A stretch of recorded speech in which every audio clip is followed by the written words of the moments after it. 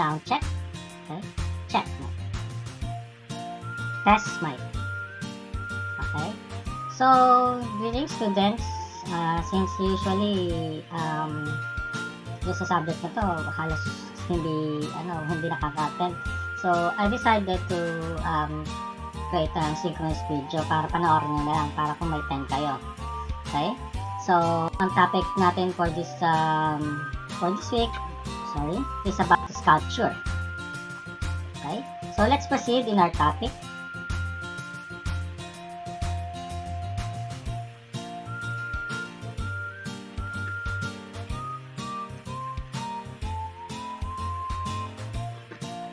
Okay, so first, introduction. What is a sculpture?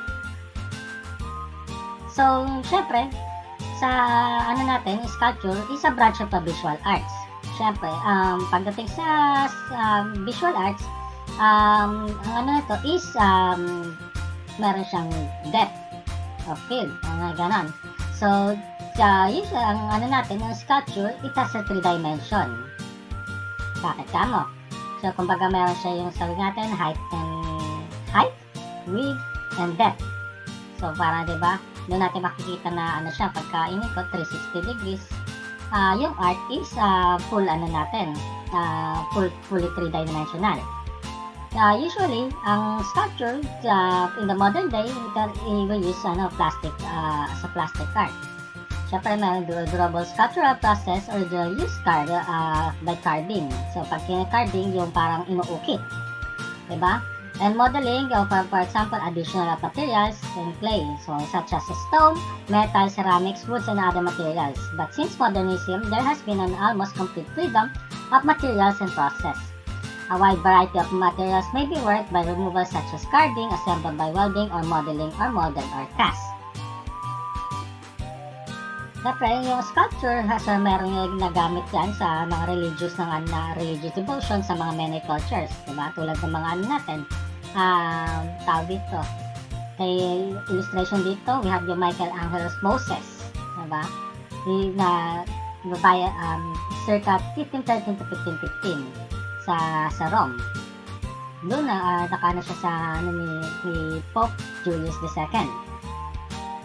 Individual to dito, syempre, nung panahon na yan, ang sculptures ay expensive. Usually, ang nagagawa lang ito ay mga private individuals, an expression or religion or politics. Those sculptures have survived in quantities, includes the cultures of ancient Mediterranean, India, and China, as well as many in Central and South America and Africa.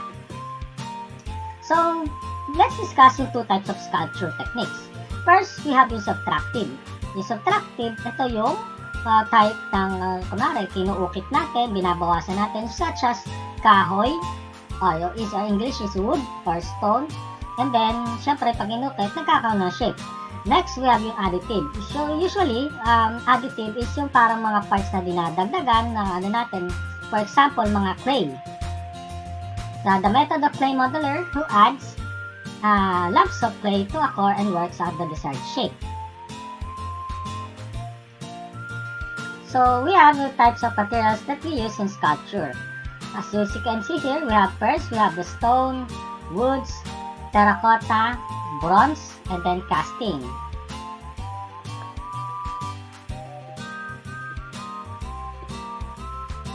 So, next, we have the type of sculpture. So, first, we have yung pictorial sculpture. The pictorial sculpture is concerned with details. And then second, we have sculpture concern more of materials that we use. And third, we have yung built-up sculpture. So, built-up sculpture is more of details. So, let's discuss yung mga sculpture ng mga times ng panahon nila. Aegean sculptures, the foremost Aegean sculptures of the pre-Palace age are the marble cycladic idols, whose faces are blank except for narrow triangle noses. So, as you can see here, diba, blank ang pero ilong niya ay triangle. Thousands of these sculptures have been discovered throughout the Cycladic Islands, often engraved. Most are individuals in a cross-arm position. So, some are engaged in an activity and some are group sculptures. The smooth contours and simple geometry of these figures are uncannily reminiscent of modern art. Next, we have yung Palace Age. Minoan art gradually took from throughout the pre-Palace Age, then flourished during the Palace Age. The Minoan sculptures in clay, bronze, ivory, and stone. They produced many figurines, both humans and animals. Bulls and bull jumper were particular favorites. The largest surviving works of Minoan sculpture are a number of vessels, some carved in reliefs, other sculptures in figures. Usually, mga ulo ng bull. At the small end of the scale, the Minoans are renowned for their delicately engraved stone seals as well as fine gold work.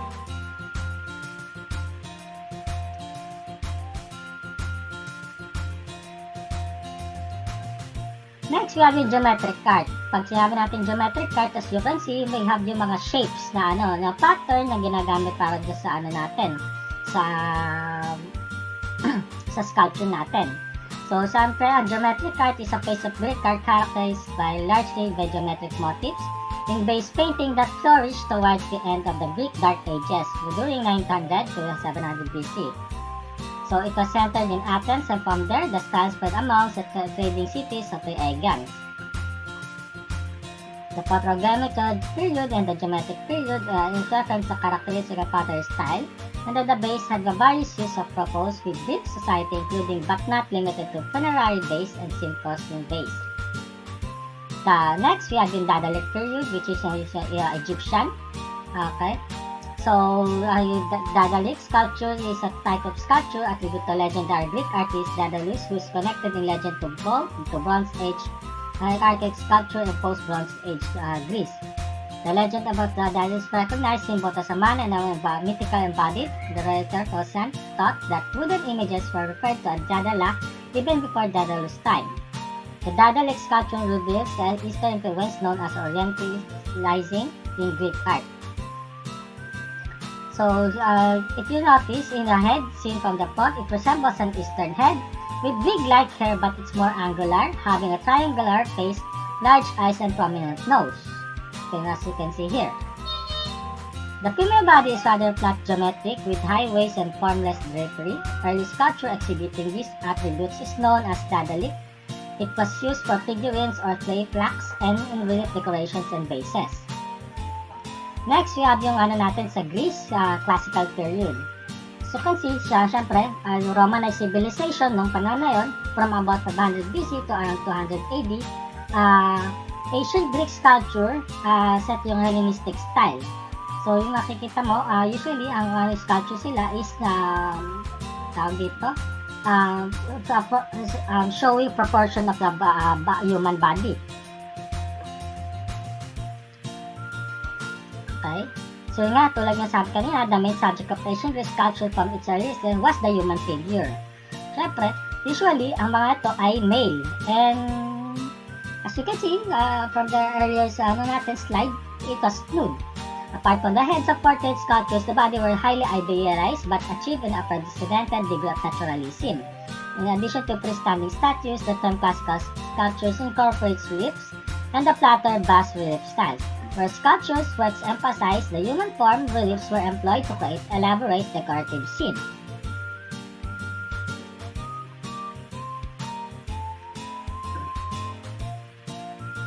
Okay. Siyempre, the first Greek statue to exhibit contract of Christie is famed Critias boy dating circa 418 BC. So, in that time, the canon is theoretical work that discussed the idea of mathematical proportions for the parts of the human body and process for sculpture of the human figure, a dynamic counterbalance between the relaxed and tense body part and between the direction in which the part moves. Siyempre, noong time na yun, mga yung temple sa Greek, may malalaking statua.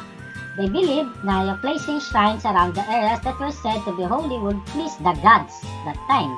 During the classical period, sculptures were not only creating works for temples but also mortuary statues to show tribute to deceased loved ones. The sculptures would often show the deceased person in relaxed pose, successful athletes, and witchcrafts would commission statues of themselves for temples to show respect to the gods.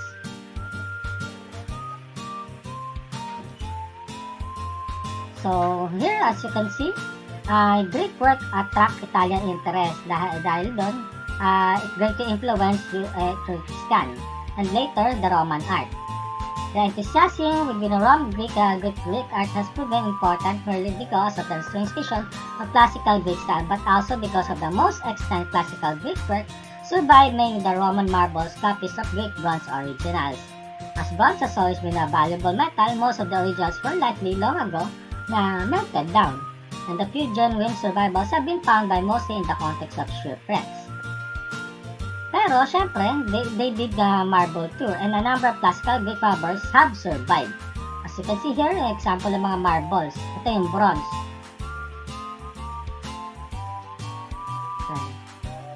So, back in our, natin.